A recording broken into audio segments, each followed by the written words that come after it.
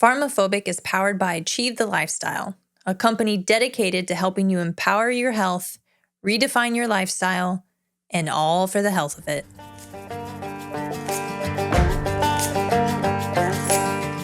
You're listening to PharmaPhobic, where we challenge the state of health in America. I'm Janie, a physician assistant, and I've seen how healthcare keeps people dependent instead of truly healthy. And I'm Dan, a veteran turned fitness pro here to uncover the truth and explore simple and sustainable health solutions. From big pharma to big food, we're exposing the conflicts of interest keeping us sick and finding better ways to take back our health. No fluff, no gimmicks, just real talk, real solutions, and a little bit of fun along the way.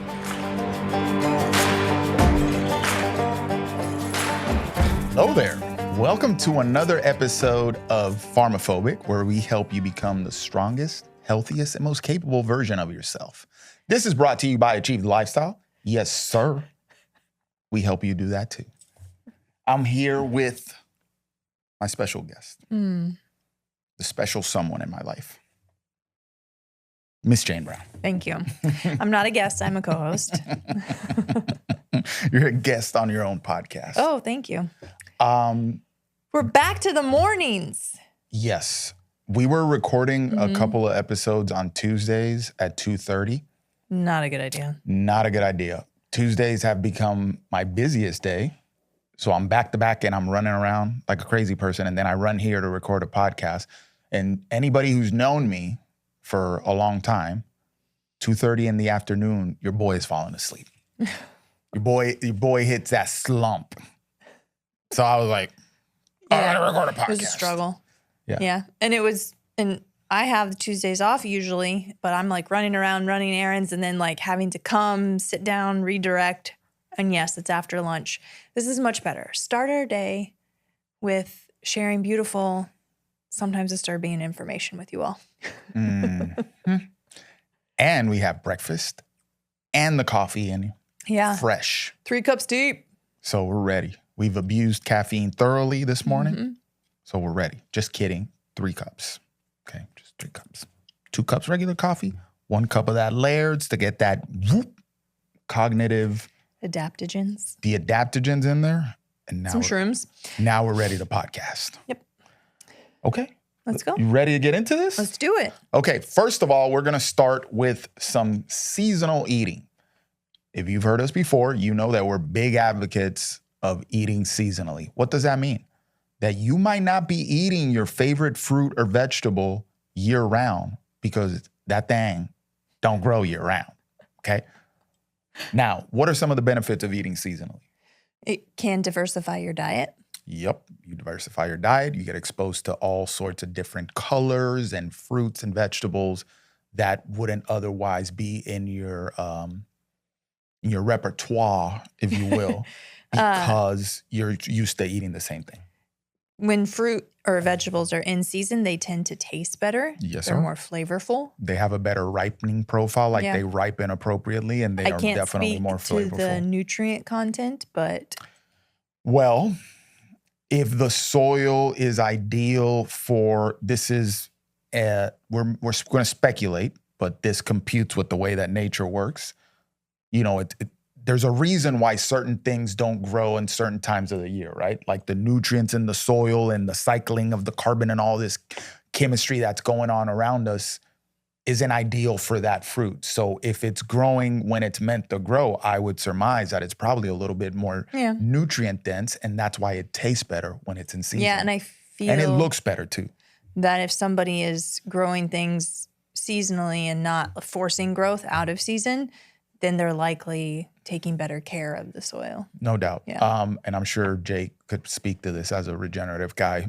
But I also think that there's more to it than just growing things seasonally. It's putting back into the earth and stuff like that. Because I remember when he was on, he talked about some guy up north of here, his oranges, he like tested it and the nutrient profile was higher.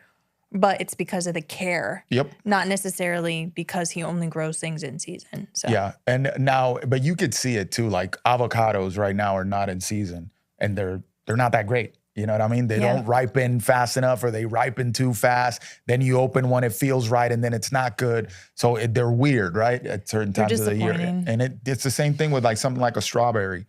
Strawberries are for the summer. When you're eating them now, they're like not red and juicy the way they would All normally right, be so in let's the summer. share with the people what is good for right now. Okay, let's get into it. So, all that to say, guys, give this eating seasonally thing a try. It'll be worth your while. Let me put these Yeah, and old it man provides, filters on. because a lot of times when people try to, because you hear like, oh, you need to eat more fruits and vegetables. You need to diversify your diet. If anyone's like me, then it's like, okay, I need some direction because now I don't know where to go. Like, where do I start with that? So I find that it's easier if you say, okay, try to eat seasonally. All right, well, you look up, or you're going to hear us tell you what's in season. I'm going to start eating more of that. And then you can look at stuff by month, or you can look at it by seasons, like winter, spring, summer, fall. So now in the wintertime, December, it's citrusy AF out there. And I'm happy because I love me some oranges. You do. So oranges, it's funny because I used to not like them when I was a kid. I only liked the juice. Now I don't drink orange juice. I actually think it's kind of silly, but I'll eat the living daylights out of some oranges. So blood oranges are what you're eating right now. Yes, sir. And they're delicious. If you've never had a blood orange, it's amazing. When you open it, it's like bright red, almost purple on the inside, and they're delicious. So things that are in season right now, lemons. I put a lemon, squeeze a lemon into my little hydration drink every morning. Bergamots. I don't know what that is. It looks like a lime, a bergamot, but I've never had it. Me neither. It might be a We lime. should look for them today when we go to the boys. Local farmers market. Shout out the boys. Melon Mike, my guy. I know Bosque pears are on there because I've been eating those. Yeah, Boss pears are on here.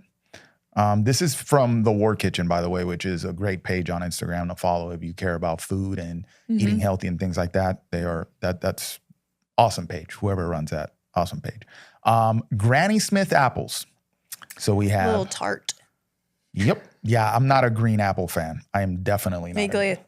Yeah, green apples are not my thing. No, sir. Cosmic Crisp apples, though. I Those do are like those. delicious. Yeah. Those are pretty good. We have navel oranges, Yep. blood oranges, Yep. Seville oranges, and grapefruits are on here, and Satsuma mandarins. So all sorts of types of oranges are on And here. I know kiwis are on there. Yes, ma'am. Kiwis Fun are fact on here. about kiwis, kiwis help you poop. They're very fibrous. They're very fibrous and very high in vitamin C. I remember as I well. was talking to some guys on the Power Athlete Discord about somebody brought up like to peel or not peel a kiwi, and whatever your preference is fine. Just eat the kiwi. Just eat the kiwi. But I said I personally eat with the peel on. Part laziness. And also I just think of like, because if you've ever had a kiwi, there's like little hairs on it, right? So I like to think of it as little brushes just helping clean me out. Oh my God. This is what I marry, guys. We also have golden kiwis on here, which taste completely different from the green kiwis. They're very I like different. the green kiwi. I like the OG. You like the OG? I think I like the yellow kiwi a little bit better. I think it's sweeter than the green kiwi. Tracks. Green kiwi is sour, a little bit more sour. The yellow kiwi is a little bit sweeter. But they're both on here. And then persimmons are on there. Persimmons. Which I had never had persimmons before. And then I decided to just FAFO and use them to make a salad for Thanksgiving. It was actually pretty good. Yep. So we I've had it before because I was curious. I found a pulled pork slow cooker recipe that had persimmons in it. And I bought them and I ate a piece of it, but they weren't ripe. They were not ripe. And there's two different types. And it was these orange ones. No, But they're both orange. One's just taller, like the ones we have at home. The other ones are squatty. I think I got the squatty ones. Okay. But Yeah. it definitely gave me that dry mouth feeling. Yeah. So shout out to the boys again, Melon Mike over there. He knows his fruits in and out. So he explained to us how to pick the persimmons. And then he's like, when you want to eat it. And he's like, oh, this is the, you get a little master class in like 2 minutes at the farmer's market. It's like, oh, this is known as the European mango.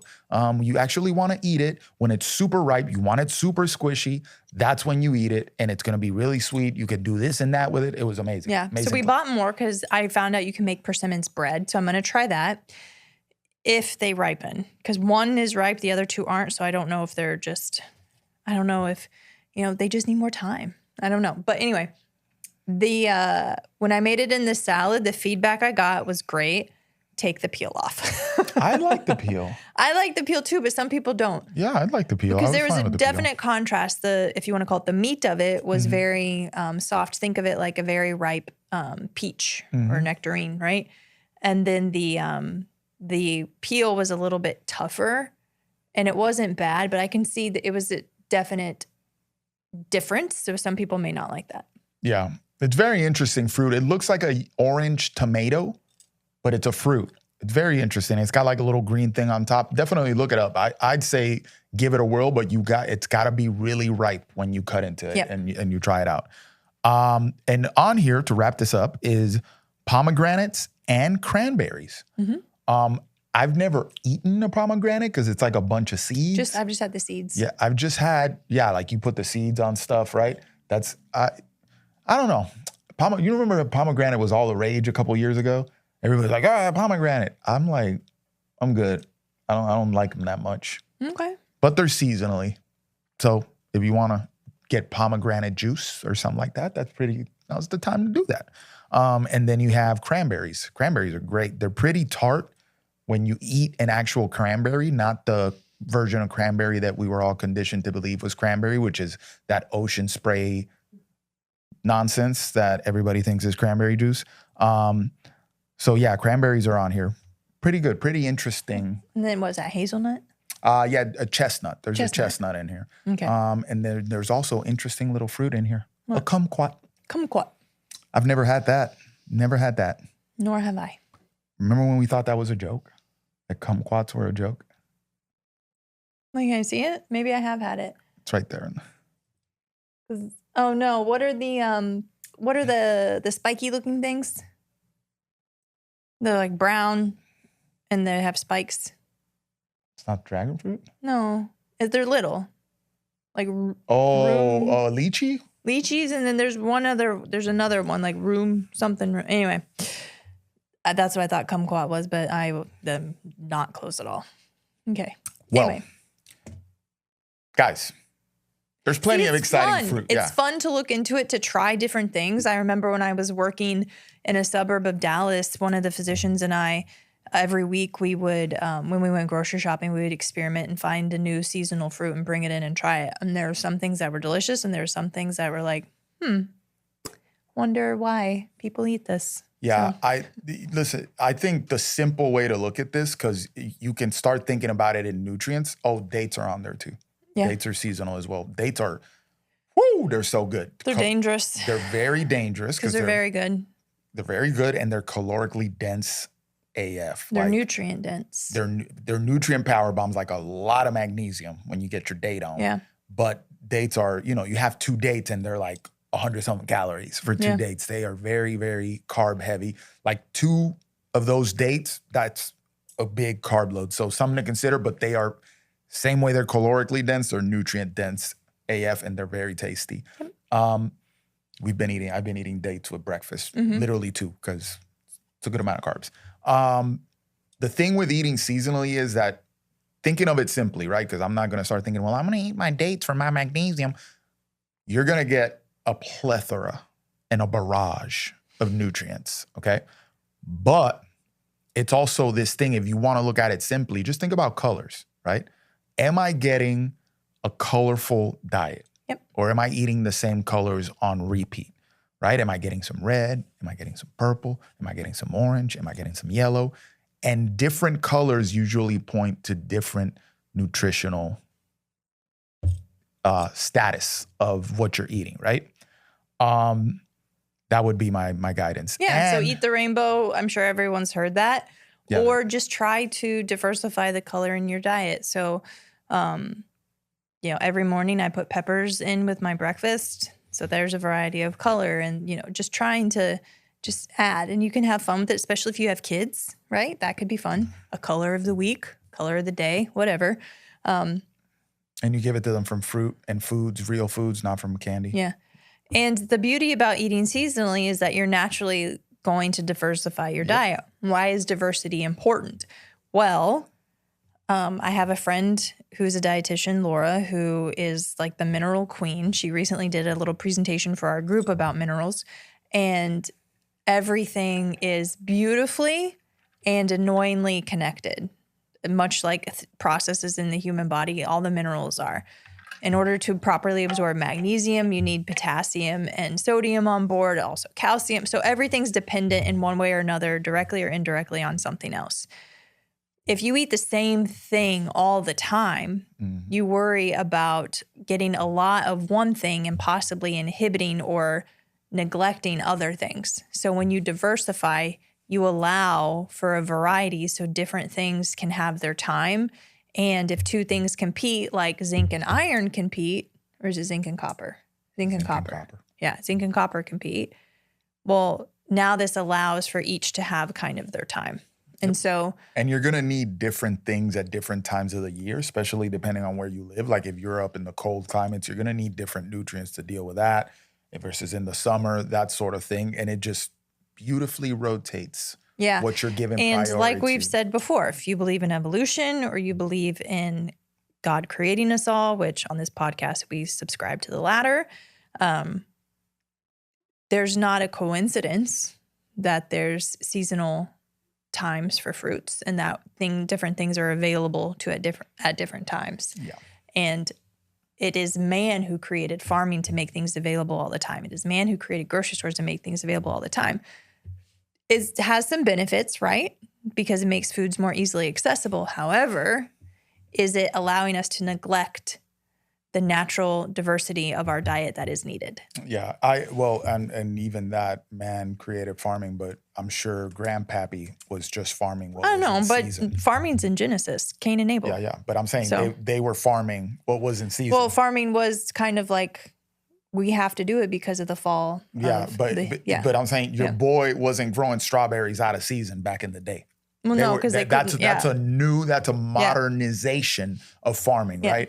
So, and if you look at places like Europe, I always have given them props on the food because we America around here. But anyway, if you look at places like Europe, they eat they're closer or more in tune with that system of eating in season, right? Europe, especially certain parts, haven't given so much into convenience as we have. They have not. In America, we're the greatest country. I do believe that. Yet we rely so heavily on convenience almost to a fault. Where almost fully to a fault. Oh yeah, we're past the point of convenience being good for us. We're at the point which is literally kind of migrating into what we want to talk about today. We're at the point where we're prioritizing convenience so much that it's to our detriment now. Yeah.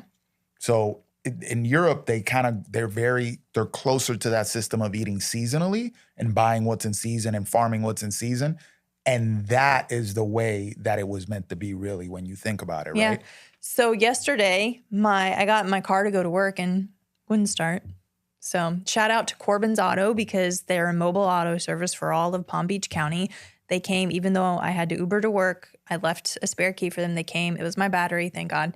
And they took care of it while I was at work and my car's up and running. But we do grocery shopping on Friday nights. I was fully prepared to walk to the grocery store, which is a 10-minute walk, not bad at all, and then walk back with my groceries if needed.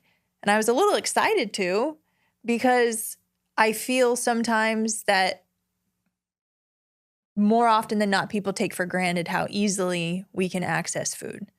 Put it in your car, just, drive away, which is okay and is part of the norm. And we do it too, but it's sometimes if you start to think about it, which I overthink, it's like, should I be walking for my food? Would that make me appreciate it more? Stuff like that. Anyway, I was excited to do it. I didn't have to do it because my lovely husband knew I was overwhelmed from yesterday and went grocery shopping for me.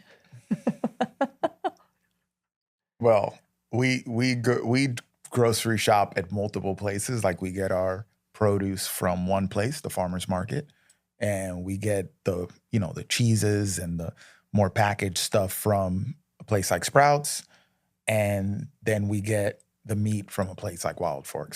So which total side quest here, I've been seeing that recently the FDA approved broccoli and potatoes to be sprayed with something that's a forever chemical. I haven't seen this. And your girl loves potatoes. I'm very concerned. Well, so we're going to have to really start paying attention to where we get our potatoes from. I will pay more for potatoes. Is it like something like a peel? No, it's like, I don't know. I can pull it up, but I'm concerned. Well, broccoli, fine. Well, yeah, nobody wants to eat broccoli. But it is, which broccoli, by the way, I am waiting for somebody to show me where broccoli grows in nature. Well, oh yeah, but GMO. Anyway, but why are they doing this to my potatoes? Well, they did it to the assaulted. apples. They did it to the avocados. With the appeal stuff that Bill Gates was over there pushing. So they're just expanding. But I'm going to talk to Mike about it today at the farmer's market. Yeah, they're just expanding their little thing, which is what we're going into today, because we're going to talk about what does the future of health look like if we fully give in to all this modernization that is happening. If we fully give into that. Now, here's the thing. Parting premise. Human beings were not meant for extreme comfort. True. Extreme convenience, extreme comfort is not good for us. What do I mean by that? We need cars and we need houses and all. Oh, I got it, bro. I got it. We had buggies and then we had cars. All great stuff, right? Shelter, amazing. That's one of the first things that people do in the wild, right? And we've improved our shelter. Now, did we improve it to the point where, you got all this Wi-Fi running around and all this Bluetooth and your house is basically becoming an EMF fortress? We might have to talk about that. Temperature controlled everything, we might have to talk about that. But there's a necessary level of challenge in the human existence that is good for us, right? Right. And the more we eliminate that challenge, the worse things tend to get for us. Look no further than the current health statistics. I mean, the proof is right there in front of us, right? You got to test that spirit. What are the results? What fruit is it bearing?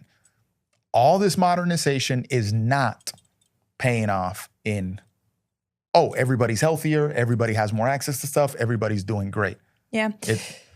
So the human body is really good at trying to be as efficient as possible, right? Mm-hmm. And so, for example, if you lose muscle mass, it's going to downregulate your metabolism. If you don't eat enough, it downregulates your metabolism. The body will accommodate to what you're presenting it to, and we're seeing that as its accommodation is people who are on their phones all day. We're starting to be like this. Right?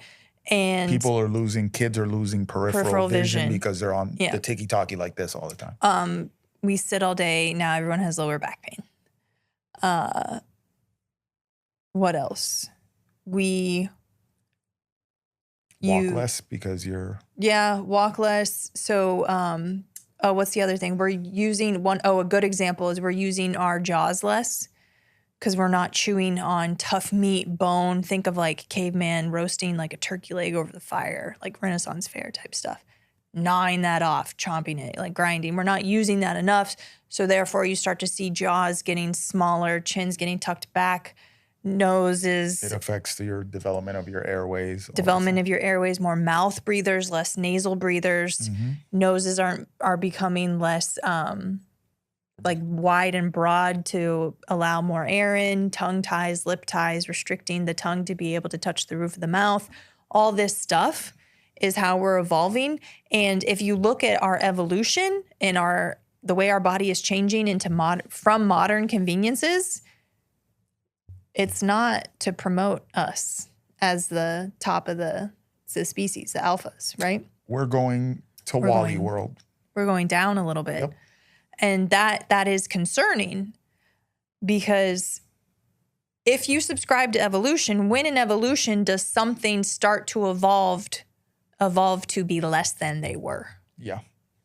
So we're devolving, essentially, if you were to go in evolution. And there's a graph out there, like a little meme kind of drawing of the evolution of man that's been out there for a couple of years now, where they go from the monkey to the Neanderthal to the modern man, and he's all muscular and upright and whatnot, and then or Homo sapiens, and then they go to modern man and he's fat, hunched over type of thing.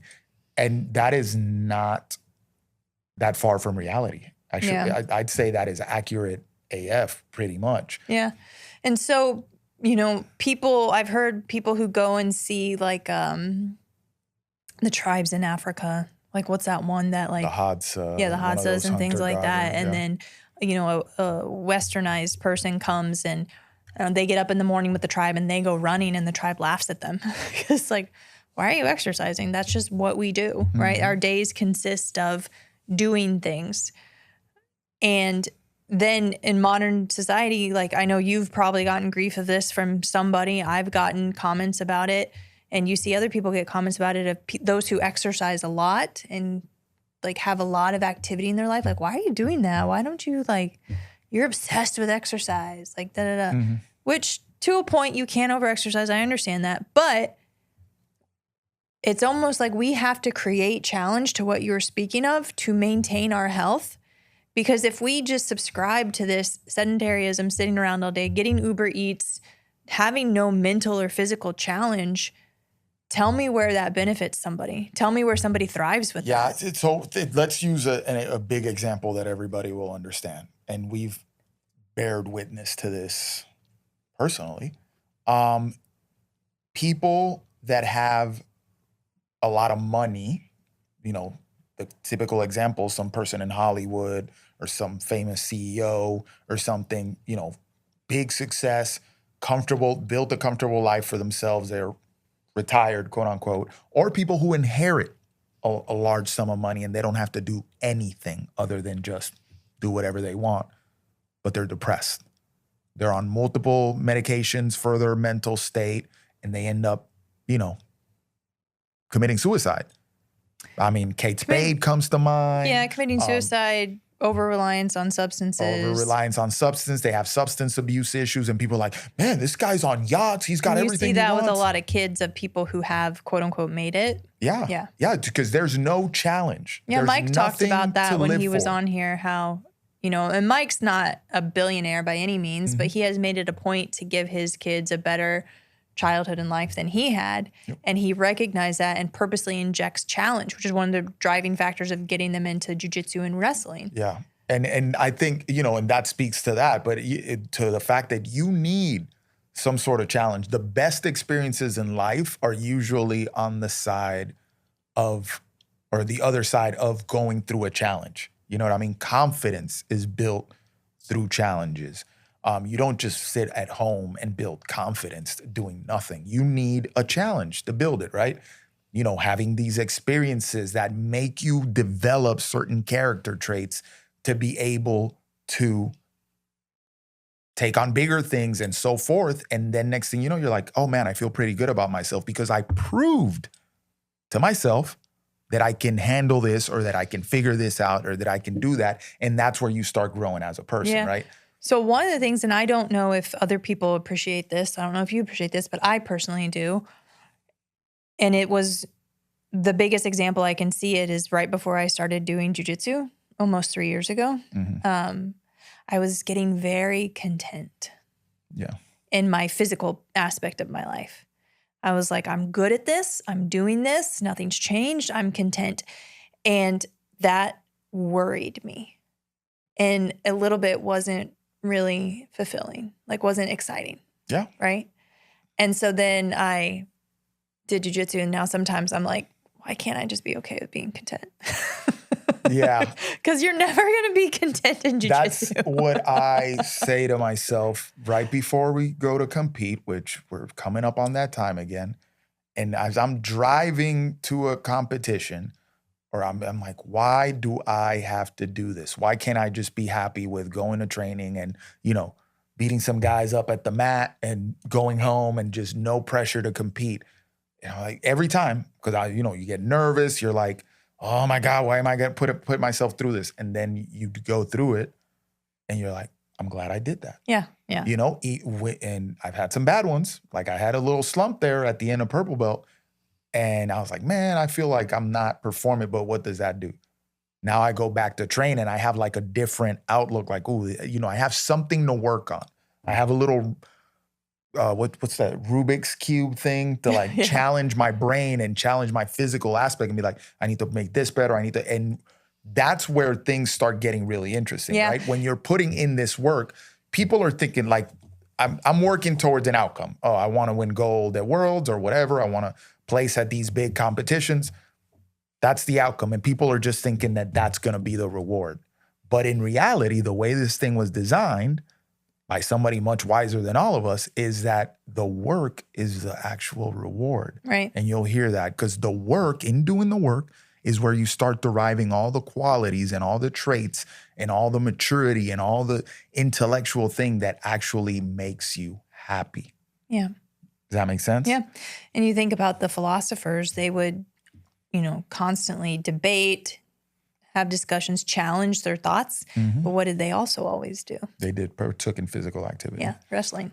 This is why it's so important when we talk about, the shortcuts and avoiding the shortcuts and all that stuff in this health transformation thing.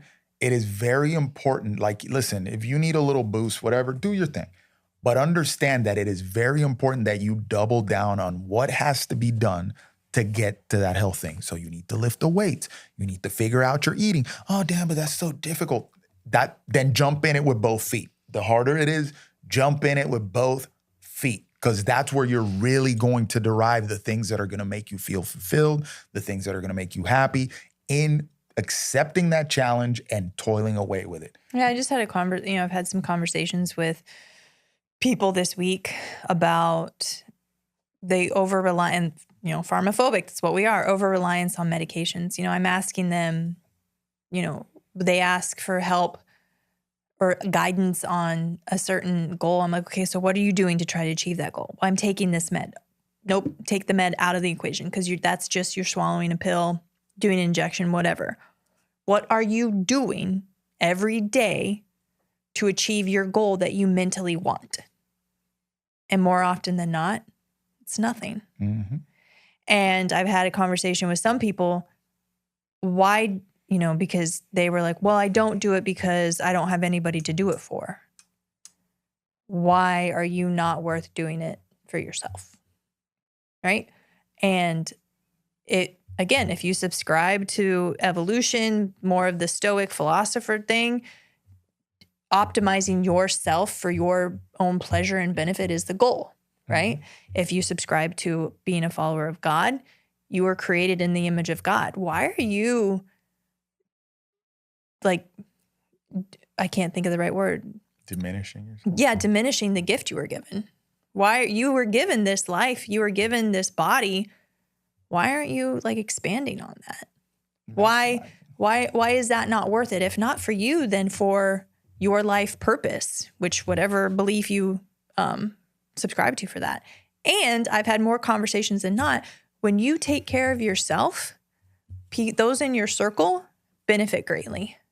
Yeah, you can't pour from an empty cup. You'll hear that over and over again. If you are in a better position, then you are bringing people up, right? So there's a what might seem like a selfish thing to take care of yourself and to improve yourself and improve your mental and physical circumstances is actually going to end up being a selfless thing because you're in a better position to help others along. Yeah. That's something that's super important. Mothers, I'm just talking to you. Dads, I'm talking to you. And parentheses, I have to say this because, in working with kids that are, pursuing some sort of athletic endeavor, it drives me nuts. It's sad to see when I see parents pushing you got to do this better. You got to do that better, pushing the crap out of their kids to pursue and to strive and to, pursue excellence and this sort of thing. That's great. Challenge your kid. I love it. Yeah, but make sure it's not projecting. Make sure it's not projecting. No, more than that. Give them a damn example. Yeah. What if you're telling them to strive and then they're sitting watching you eating Cheetos while they're playing and struggling? Yeah, you see all those. It's not going to happen, my boy. You see all those videos of people watching like professional sports teams. Yeah. And they're like on their couch, like eating, and they're like, oh, you suck. You missed that shot or whatever, right? When it's like they're sitting on their couch doing nothing and this person. But imagine that, but it's a parent-child dynamic. Oh, my God. Yeah. And you can't fall back on, I used to do this when I was your age. Oh, when I was your age, I was in the All-Star team. He didn't see that.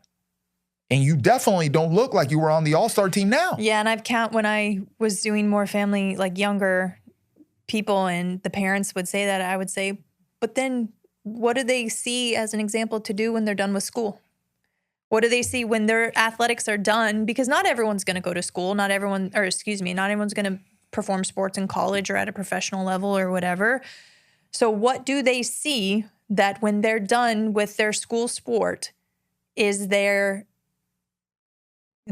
continuation on with that? What they see is they drop it and then they turn around and tell people how to do it. Yeah. Terrible. Yeah. Terrible. So parents, if you want your kid to display certain character traits and you want them to learn certain character traits from these sports, because ultimately, really, that's what we're putting these kids in sports, right? We're injecting a challenge so that they can learn and pick up character traits, teamwork, respect, discipline, all the commitment, all these sort of things that are going to make them better adults, right? Yeah. There's a reason why kids in martial arts, and you'll even see like UFC fighters, they're the last to pick a fight, or if somebody picks with them, they're the ones to like stand off, because that you learn the power of confrontation, you learn the power of fighting, and you learn when like the benefits and the potential harms of it. Yeah, you wield it responsibly. Yeah. So you start to learn things. So putting kids in challenging events, and then us ourselves in challenging events, you learn what warrants a response and what doesn't. That's the same thing we've talked about with the comfort crisis. How we go back to previous episodes where I was in, Alaska for a week, and we were in tents and we didn't have running water. And then I come home and our water was out, and you were like, this is horrible. And I'm like, it's okay. You learn what warrants a concern and what doesn't from what you've been through. If you've had a cush life, you have the tiniest inconvenience and it's the world's done and you're devolving and you're crying and you can't handle, where somebody else who's weathered some storms is like, all right, this will pass. It's fine. Yeah. So, and in accepting that the hard right over the easy wrong type of thing, this is what it's coming down to. I feel like let me finish my thought on the kids. Sorry. Just give them an example. If you want your kid to excel at these sports so that they can draw all these character benefits from it, forget about all this, my kid's going to play on the all-star team at 10. That doesn't exist. It's not real. You're just getting extorted for a bunch of money by these clubs. Like, that's the reality. Stop it. Stop it right now. Your kid's not an all-star at 10. Let them have fun. Yeah. You can make your own trophies. You can buy them online. I used to give it as birthday presents to my cousin. Or quit it with all this trophy for 7th place nonsense too, because that's diminishing the power of accomplishment, right? So quit it with that too. But anyway, set an example for the kid and watch how their performance changes when they see you out there toiling and challenging yourself with something as well. All the kids that I know that are doing fairly well, like, man, that kid can play. Oh man, he's really serious about his sport. I look at the parent. The parent's toiling at something too. Dad's doing jujitsu or something else, or dad's like working out. Like, I see. Yeah, and more often than not, and you can speak to this better than I can, but from what I've heard from you, those are the kids who parents aren't. They aren't as pushy either. Yep, they're not the pushy ones. And the kid wants to do the work. Like, there's 2 kids that come to mind at the gym. Their dad was a fairly good baseball player, apparently, when he was in high school. Now the kids play baseball. Dad's older, but he's in shape. And while they're working out with the trainer, dad's working out too. So they see that, right? And the kids are all about it. They're all about getting the work in. It becomes a cultural thing in the household. Set an example. I also think that there's some sort of a mental part to that too, because I'm at the gym when those kids are there that Dan's mentioning, and there's also another kid there training with, and his father just sits and is on his phone. Yeah. And to me, there has to be some degree of a kid observing that. Like, oh, dad's taking me here for an hour to do nothing. Or dad's taking me because he's getting his workout in too. So I'm going to go because I know dad likes to go too, versus dad's bored out of his mind doing nothing. Who knows if there's mentions of this being some sort of an inconvenience, but it's giving that vibe, whereas the other isn't. So now they're associating this is a family thing. This is a bonding thing. Force of my dad's taking time out of his day to, and I'm not saying that is what's going on, but I could see how at least there's some undertones of that subconsciously or consciously. Yeah. It just set an example for the freaking kids. Watch them act differently. And if you're a leader, right? Or you're in charge of an entity, an organization, you got to be exemplary. We know this. Why do we have to? We know this. Everybody responds better to people that set positive examples for them. Why do we need to remind them of this? We know this. You know it from work. You know it from when you were a kid. Why are you doing the opposite right now? Yeah. Why are you 50 pounds overweight and you're demanding that your kid be a stellar athlete? No, sir. Stop it right now. Okay. Look at me. Stop it right now. Okay. Okay. Anyway, getting back to this. Yeah. Modernity or modernization of modernity. Modernity. I thought you were gonna say Moderna. Kind of. Because they're part of the problem. Is that a word? Modernity? Yeah. Yeah. Modernity. Modernity? Modernization? Modernization. Modernization is obviously we're getting to the point where we've modernized so much and we're making everything so convenient that it's becoming detrimental to our health. Yep. We went on a long way about that.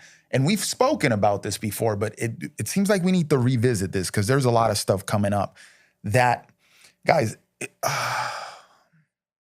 you got your hat, Janie? Mm-hmm. Grab your hats with me, guys. If you got your nice little handy. We were going to make foil hats too. We did. If you got your nice little dandy tinfoil hat, this is a tinfoil hat moment right here. Okay? I subscribe. I'm an avid enthusiast of conspiracy theories. Avid. I love them. Yeah. They're hilarious. They are entertaining at the very least. Thought-provoking. And I have fun. But a lot of this stuff is actually real. And they're putting it out there for you to see, like, hey, we're going to do this to you. And we're like, nah, it's a conspiracy theory, bro. But they're on TV saying, no, we're going to do this to you. Yeah. There's a very vivid, very strong, very real agenda to minimize, the human condition, right? They want to pull you away from the challenges that are required to turn you into a better person. Woo, lights on, lights off. They want to make you think that, hey, you don't need to struggle with this. We're just going to hand feed you these things. Oh, here's a shortcut for that. Oh, here's this other thing that's going to be better. It's going to make your life easier, bro. Why are you working so hard? Don't work so hard. And in that process, what is that resulting in? More depression, more anxiety, more cancer, more obesity, more heart disease, more diabetes, you name it. More just dissatisfaction. More dissatisfaction with your day-to-day condition. You may be wondering, but why would they do that to us, Dan? What? Listen, at the end of the day, just read Brave New World. Just read Brave New World or read 1984 or read friggin' what's Ayn Rand's Atlas Shrugged. Yeah. Fahrenheit 951, like these things, it's about control, right? Sick people, dissatisfied people, depressed people, minimized people, people that have pacified people that have everything handed to them are not people that rock the boat. Mm-hmm. So if your human spirit is minimized, you're easier to control at the end of the day. You're not going to rock the boat. You're not going to ask the tough questions. You're not going to challenge status quo. You're going to be like, listen, give me my universal basic income, free money from the government, Give me my crappy engineered food that tastes like bliss, but it's fake and it doesn't nourish my body. Give me my medication that makes me feel like I'm all right, and I'll sit at home and watch Netflix all day. That you think you're gonna come up with the next great invention? You think you're gonna come up with the next revolutionary idea that makes everybody better? Nah, fam. You're just over there pacified. And that's what this is all about when you really look at it. In future episodes, we'll go into detail and I will literally roll out from widely available news sources and media sources why this agenda is real, right?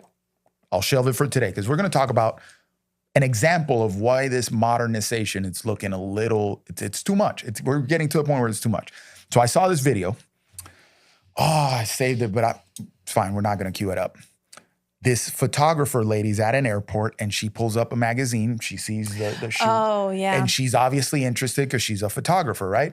So she's looking at the source of the images of this magazine. So it's an article. See who took the pictures. It's an article about skin health. Yep.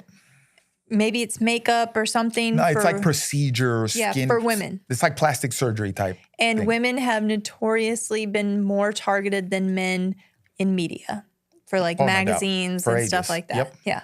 Thank you, Edward Bernays. Oh, we're going to learn who that is. Uh-oh. Yeah. But future episode, I'll shelve it for today. But anyway, she's looking at this. So she starts looking for the credit of the photographs. Who's the model? Who took these pictures? Because that's what she does, right? And then it says there in the fine print in the little corner of the magazine that it's AI-generated imagery. Yeah. So we've already had to worry about filters, photoshopping, brushing, like all these, whatever. Which, by the way, all these influencers on Instagram, like a lot of these models, that they are filtering, they are photoshopping, they are doing all that stuff to their pictures, and you're over here glorifying them and thinking that you want to look like them. Now they're prompting some AI, like, give me a woman in her, it was like 30s or 40s or whatever with glowing skin, da-da-da-da. And it depicted, a woman in her 30s that the AI would like. And it was beautiful, like beautiful women, symmetric. Who's perfectly symmetric, right? Top supermodels, like what's the Tom Brady's ex-wife? Boomchin? Yeah. She was known because she has good symmetry of her face. It's pleasing for symmetry. I'm asymmetric. I mean, maybe I ate my twin in utero. I don't know. But so it's not realistic. It's not common. Okay. But it's in millions of magazines, these AI generated images of women giving us this false sense of, if I get this procedure done, this is what I will look like. Correct. Or I should look like this. Yeah. So we already had, if you grew up in the 90s, you remember the Cosmo magazines, the Vogue magazines, the Elle, and all these rags that published about high fashion and women's things and all this stuff. And Lord knows how many insecurities and complexes these magazines created in women, because they had these heroin chic, look it up, it was a thing, these ultra rail thin women. They were very good attractive women, but that was the ideal that was being pushed, right? So women grew up with this thing that, that's the look. I want to be extra skinny, blah, blah, blah, blah. They've been pushing this on people for years. But you're doing two things at this point. And then now we're going to elevate that problem to AI-generated imagery. So people that ain't even real, because at least these models, maybe you could run into one of them on the street, or some paparazzi could take a picture of them when they didn't have all their crap on and their makeup and stuff. And you could be like, she looked kind of like a normal person, right? Yeah. And so like they're AI generated models, did they have a good night's sleep the night before? Did they not?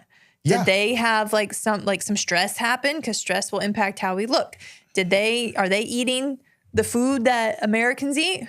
All this stuff influences our appearance, but now we're being subjected to AI images of what we need to hold our standard to. And it is insane. So if you are creating AI generated, and it's getting harder and harder to tell, guys, like these AI generated videos, we're at that point where reality is about to be extremely distorted, and your discernment needs to be top notch. Because you see a video, people are reacting to it, and I hate the fact that I have to go, could this even be real? Yeah. Some are easier to tell, others are not, right? Some I can't tell visually. Yep. It's the sound of the voice. Yeah, or you see like some videos look really good, but then you have to look at details. Like, I don't know, if there's a police officer, you got to look at the patches, and then you'll see the patches aren't real, right? Yeah. It's not NYPD or something like that. It's like some made up letters on the patch. Same thing with military videos. Those things I can catch because I'm familiar with that, right? But other things, I'm just like, is this even real?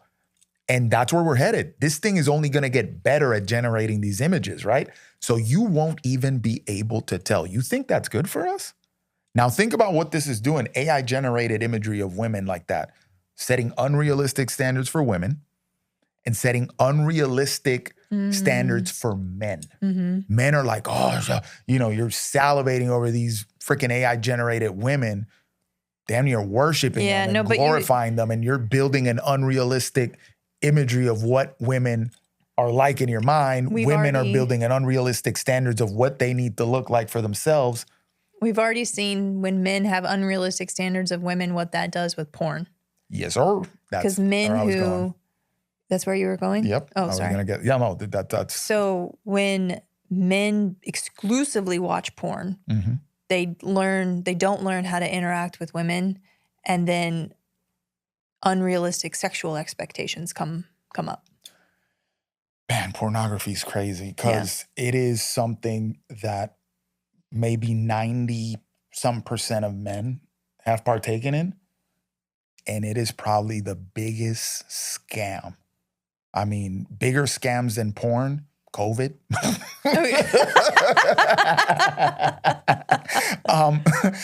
Yeah, it is. There are studies out there that have shown that watching pornography changes the synapses of your brain. It literally makes you dumber. It literally makes you dumber.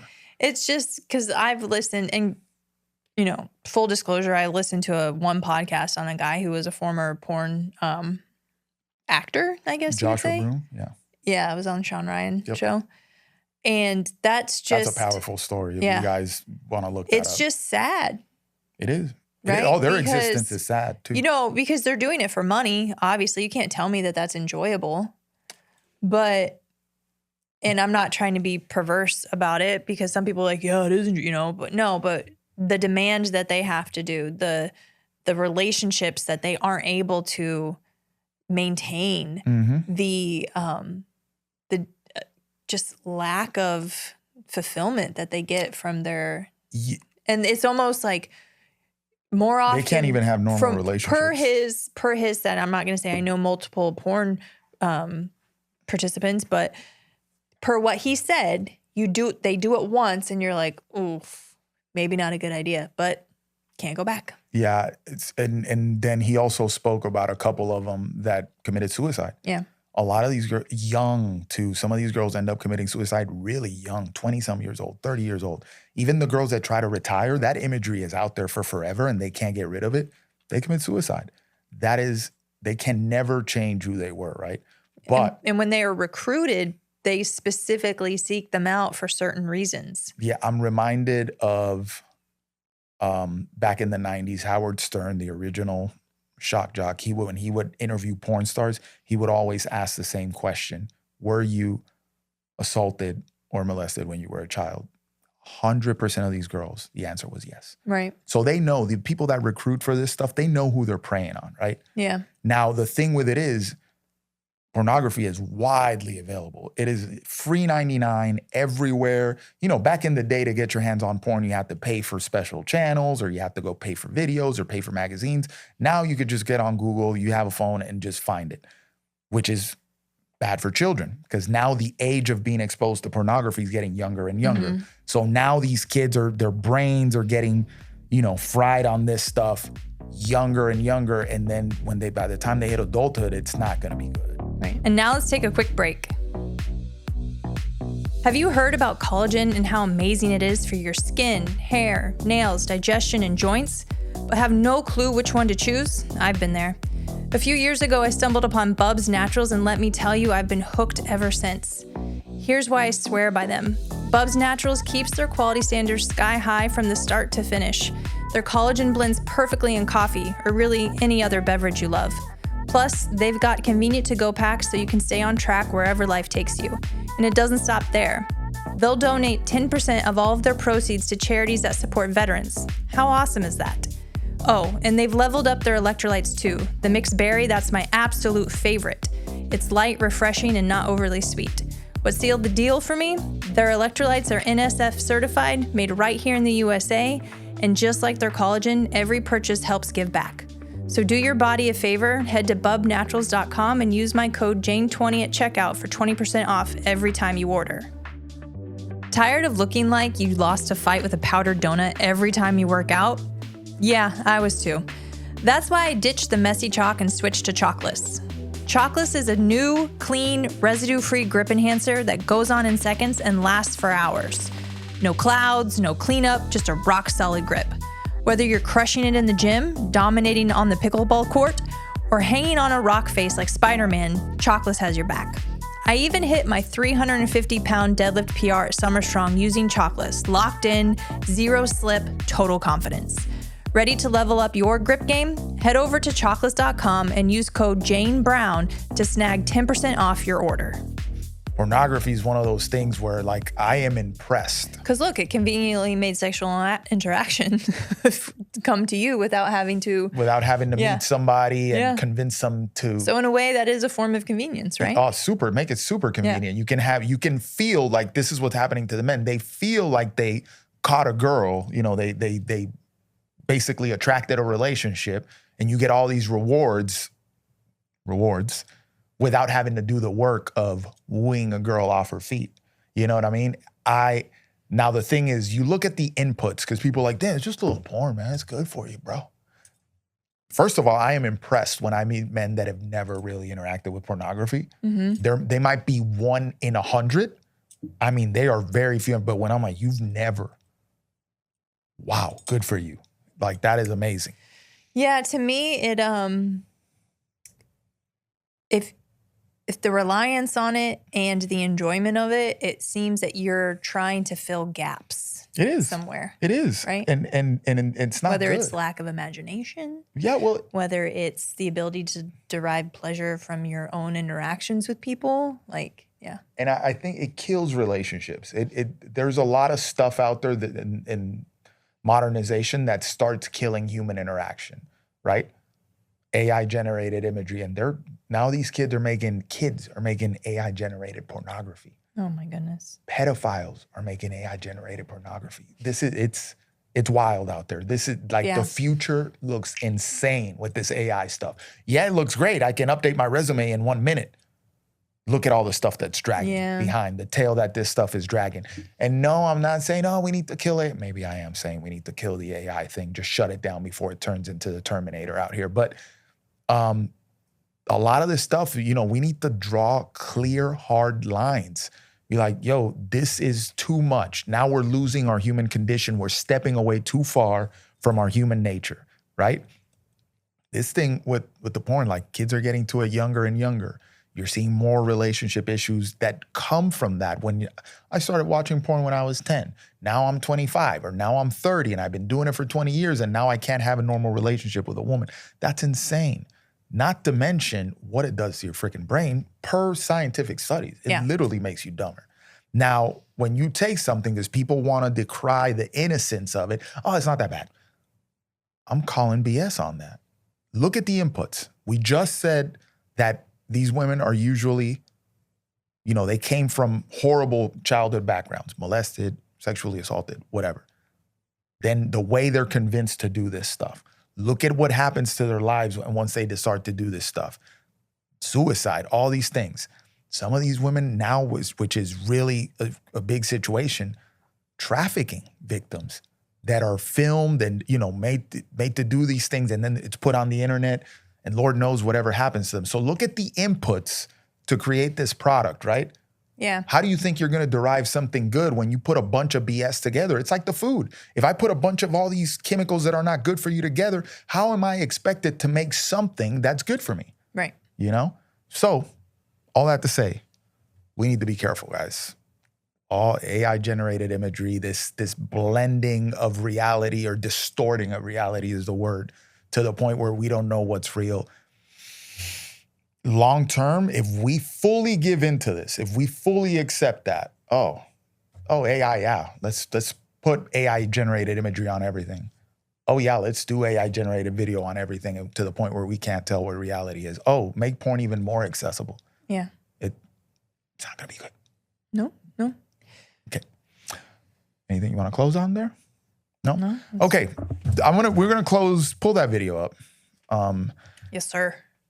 This is making the rounds on the news, and it's just something, again, going back to the modernization of stuff. This is real. A VP from Campbell's, the soup company, right? The canned soup that everybody ate growing up. This dude got he got recorded saying some crazy stuff in one of his meetings. It's bleeped a lot, so I don't know if the audio would be good. I'll play it. Okay. So, yeah, if it's bleeped, that's good, because we're trying to keep this podcast PG. Well, no, up but in here. the bleep kind of bleeds over. You can't hear what else he's saying. Okay. Play it. Yeah, shit for fucking poor people. Who buys our shit? People are fucking stupid, but I don't buy healthy products barely anymore. So healthy. Now that I know what the in it, even in a can of soup, I look at it, look at me, bioengineered meat.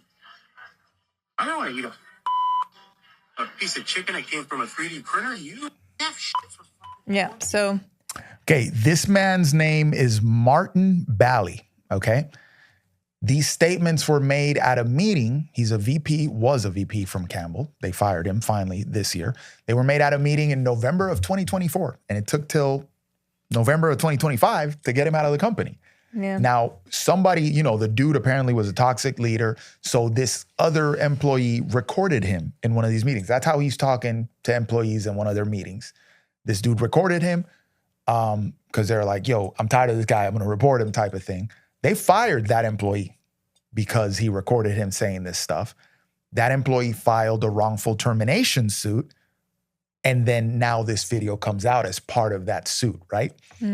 So this dude is basically saying that he doesn't want to eat Campbell's because it's not healthy, that it's for poor people, and that it's bioengineered meat. So it's not chicken in there. It's some 3D printed concoction that they made to put in their soup. Okay. Now, I want you to think about all that, because he let the cat out of the bag, right? And if this video hadn't come out, you wouldn't know. You'd still be thinking that Campbell's soup is great for you. Let's talk about canned stuff for a while. A lot of these conventionally canned things, the can is lined with BPAs, phthalates, that sort of thing, and they sit in that can and stew in there for a long time. By the time it hits the shelf and you buy it, that might have been canned a year ago. Right. And in an air conditioned supermarket, okay, but was it cool in the truck? Was it warm in the truck? Was it sitting out in the sun? The warehouse where it sat, it was hot. No, was it? We don't know. Yeah. No, it wasn't. Okay. I've worked warehouses. Yes, Okay. it was. Okay. So you have that. And it also has to be able to last however long. Yeah, once it hits your shelf, it might last another year on there. So it has a ton of sodium in it to preserve and things like that, And then it goes into these cans hot, right? Which also leaches the chemicals on the can even more into the food. Yeah. Which sodium's not bad, but the amount of sodium with somebody eating a can of soup, because it's usually not super fulfilling, so you're not just going to have a can of soup and be on your way. It's usually with something else. Can be overconsumption of sodium, especially if you're not eating a mostly whole food diet. Yeah. Okay. The only time I really recommend soup or broth for people is when they're getting over like a GI illness or like a cold, just so they can rehydrate. And you probably tell them to make it, or you buy certain products. I say bone broth mostly. Yeah, and bone broth you can find in a nice glass jar, right? And then you need to read them ingredients though, because there's some bone broth out there that is not what you want, right? They've added stuff that is just Kettle not. and Fire is a good brand. Yep, there's Kettle and Fire. Epic makes a decent bone broth. So there's a couple brands, but listen, glass jar if you can, and read those ingredients. Always read ingredient labels, even on brands that we like. I didn't even know it was bioengineered meat. I don't know if that's true for everything. If he was just going off, like maybe they did a trial of it. I've heard some things that. I mean, they literally put 2 chunks of chicken in that chicken noodle soup. I've never been satisfied with the meat. There might be 1 ounce of protein in that soup. Yeah. Oh, I had chicken soup, baby. I'm good. I got that protein. Do you remember when it used to be like going to Panera, you get a soup and sandwich or soup and salad? Like that was the thing. So you have soup plus deli meat plus bread. Oh, plus you're like, sodium through the roof. Yeah. You ready to go run a marathon after that. So you sweat all that sodium out. Listen, I've never been a soup fan. Not when I was a kid. I've never been a soup fan. I don't know. It's just not fulfilling. It's not. I'd rather eat big old hunks of meat. Is chili a soup? It kind of is.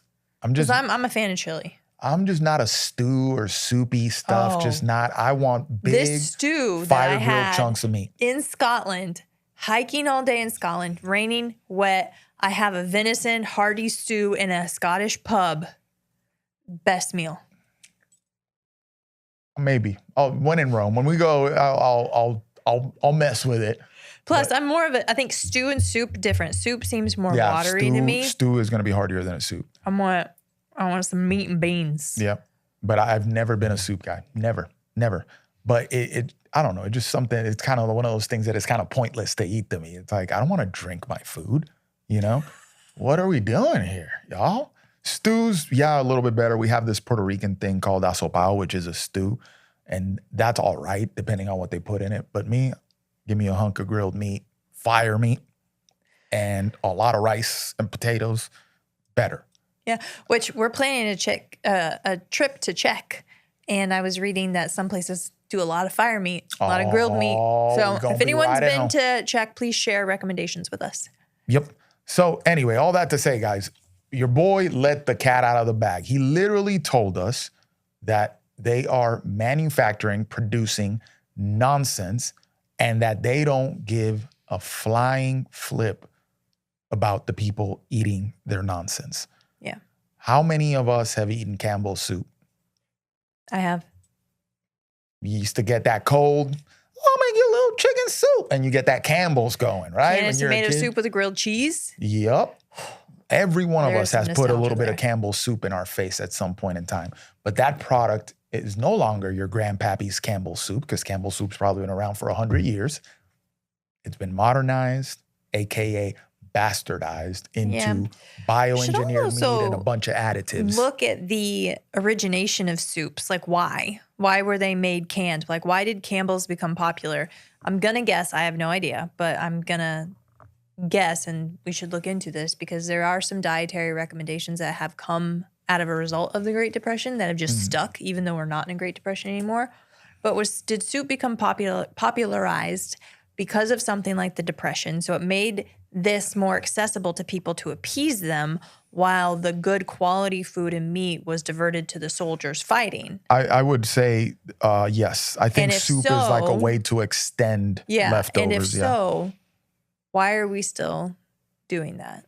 Well, and then there's like when you eat nose to tail, which people used to do, you like use the bones and stuff and you create broth and things like that. So you get more out of the animal. So I think that soup is meant to extend leftovers. Yeah. That's probably a way, which is fine, but it's not that anymore. But if you're using it to extend leftovers. Yeah, exactly. Right? Like the way that it was intended, but we've moved it away from that. It's not that anymore. Yeah, because my mom recently made ham and bean soup with ham that was left over from turkey. Yep. She had the bone. She used it to make the stock, put some beans. Yeah, so like that, okay. It's just not that anymore. So it's something to consider, guys. I think, this ultra-processed food thing, they're literally, these people, when you get behind closed doors, they know that they are slanging nonsense to the people. They know at these high levels too. Look at this guy talking about it like they know. There's none of these CEOs, none of these VPs of these ultra processed food companies think that they're doing great things by slanging you Cheetos. And they're not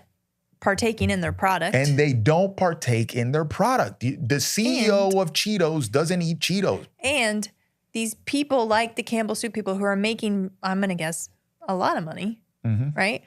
Are the people who are high consumers of their food thriving? No, ma'am. Right? So how does that make sense? So, and this goes, when we're talking back to the agenda, right? These people that are at these that are pushing this stuff at these high, they know that what they're making is not good for people. He is fully aware. This is just a VP, C-suite level guy. He's fully aware that he's slanging BS. Yeah. And he doesn't care, right? Same thing with pharmaceutical companies. They know, hey, we tested it, bunch of side effects. Guess what? Put it to market anyway. Yeah. We'll deal because we're going to make more money than we're going to pay out in lawsuits. Same thing with these freaking ultra-processed food companies, which next episode we'll probably talk about how some states are starting to sue ultra-processed food companies. I don't know how I feel about that. We should do an episode about how cigarette companies pivoted to processed food.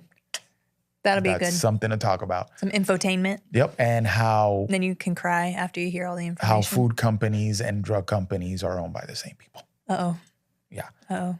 All real. Anyway. It's like the meme that I made. If you go onto our Instagram and you look back at me, the two bears, the white bear and the black bear, I put big food and then big pharma, and then they high five and they turn into a panda bear. And it's the FDA. Yeah. That's way back in the inception of it. Just way back in the files of Achieve the Lifestyle. Anyway, guys, listen, we always drop some dark stuff on you. We got dark a little bit today. Yeah, well, the truth, what they say, the truth will set you free, but Yes, first ma'am. it'll piss you off and maybe scare you a little bit. Yeah, yes, ma'am. It's awareness precedes change. We need to know what we're up against. I think that is important.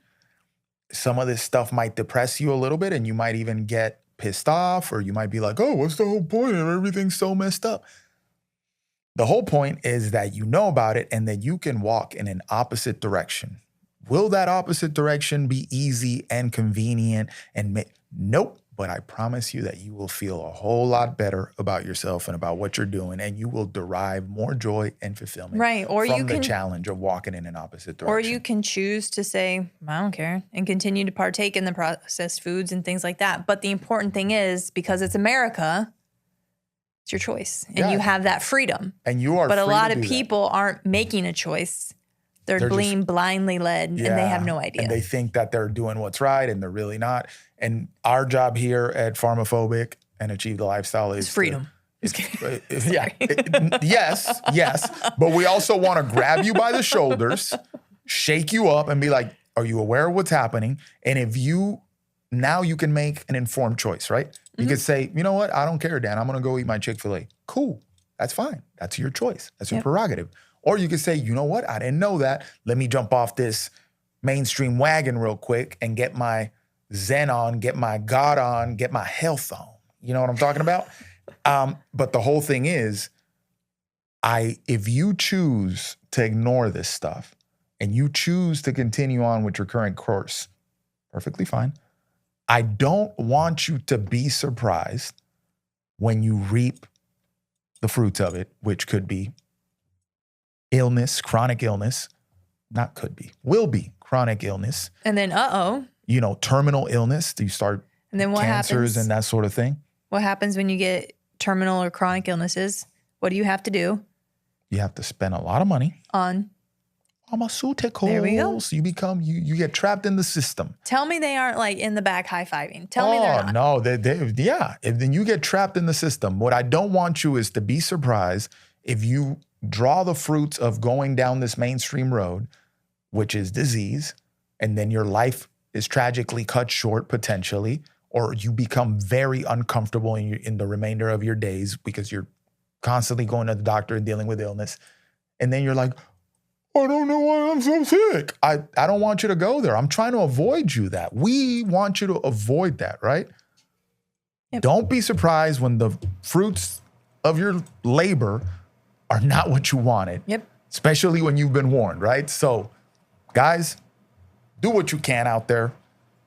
get healthy, and then stay healthy. That's the goal, right? Anything you want to close with, Jane? Nope, but I think we should tell the people where to find us if they need help going down this path. Yes, sir. Where can they find us?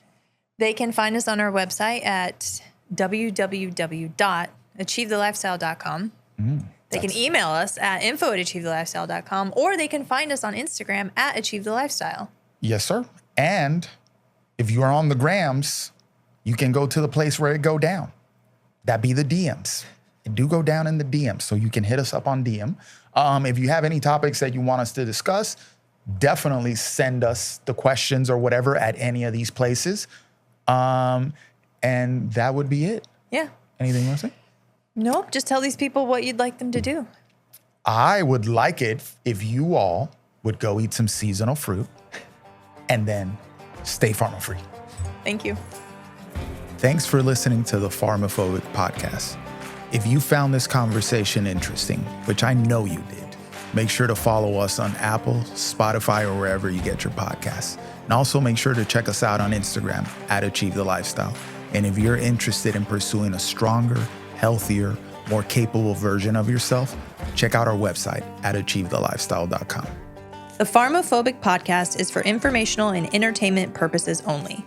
The views expressed are those of the hosts and guests and do not constitute medical, legal, or professional advice. Always consult a qualified healthcare provider before making any medical or wellness decisions. While we discuss pharmaceutical, holistic, and alternative health topics, our content is not a substitute for professional medical guidance.